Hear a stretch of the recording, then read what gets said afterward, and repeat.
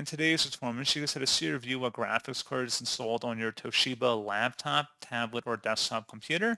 So this should hopefully be a pretty straightforward process here, guys. And without further ado, let's go ahead and jump straight into it. So all I have to do is right-click on the taskbar and select Task Manager. On the left panel, you may need to select the hamburger icon to see all of the items here.